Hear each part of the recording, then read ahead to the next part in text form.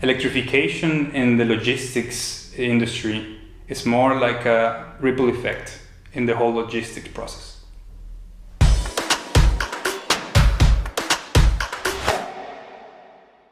Hello, I'm Agnes Kunkel, your host at Nego.coach. We make negotiation success easy. Hello, welcome to the Nego.coach video show. It's an honor to introduce Javier Morillo. Javier is a fleet and leasing expert at Geotab and a fan of creative mobility solutions. He's always looking for the next groundbreaking idea, maximizing the vehicle leasing life cycle through software and data. With a decade-long track record in strategic partnerships, business development and fleet management, he excelled in international tenders and go-to-market strategies. Today, we are fortunate to have Javier Morillo share his insights on the benefits of employer-employee negotiations for electro-vehicle company cars and the importance of collaborative dialogue and light commercial vehicle electrification. Welcome, Javier Morillo. Hi, Javier. E-mobility mean a lot of trouble for the companies and a lot of negotiation. What is your advice for our audience? First of all, thank you for having me here, Agnes. Yes, you are mentioning a really interesting and complex topics, electrification of vehicles in a company car area. Well, if we talk about negotiation within passenger vehicles, we see only two stakeholders, more or less. We primarily see a company that needs to electrify the fleet that they have, the company cars, and on the other side, we see the employees themselves that are going to use these vehicles. Pretty straightforward negotiation process. When we talk about LCVs, then we're talking about a broader aspect, a broader spectrum of stakeholders. We're talking about not only the logistics and transportation companies themselves, we're talking about suppliers, we're talking about end customers, we're talking about the regulator institutions themselves.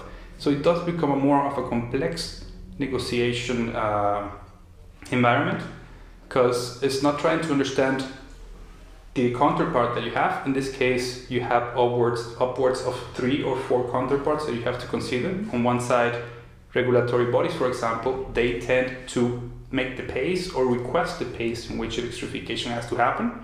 So possibility of negotiation there, it's more difficult to done. It's not impossible, but it's more difficult to done. So since these requirements are placed on a broad spectrum to nationwide or local or a European-wide level. If you're talking about trying to enable a conversation, a dialogue between regulators and logistic companies, then there has to be way more transparency than the ones that is at the moment already existing. The instances of dialogue, they have to increase. At the moment, we do see this happening, but not at the pace that we would need to ensure that not only the vehicles that we are infleeting are electrified vehicles, but that the complete change to enable this logistic process, meaning installations electrified with charging stations, meaning adjustment to delivery times, adjustment to delivery routes, all this technology has to also be sustained and has to also be supported by different means from both sides. From sides of the logistic company, understanding investment on the side of the regulators as well. We need to understand the incentives has to be applied probably beyond the traditional ones that we see, beyond just bonuses for electric vehicles, but even more on the electrification of the complete process. Compounds, routes, and so on. Very interesting, very difficult and complicated. As far as I understand, your professional business and your work is inside of these changes. So we wish you good luck with your negotiations, and especially these fleet changes and commercial vehicles. And maybe in some time you can tell us how it was going and what were the stumble stones and how you were able to remove them. Thank you, and of course, We will bring you more information about it as soon as there's. Okay, thank you very much. Thank you very much. Thank you for watching. Please follow us on LinkedIn or our website Nego.coach. Soon you will find there new episodes on body language, international negotiations, large negotiations, and great and wonderful guests. Any comments, any questions, please contact us at hello@nego.coach.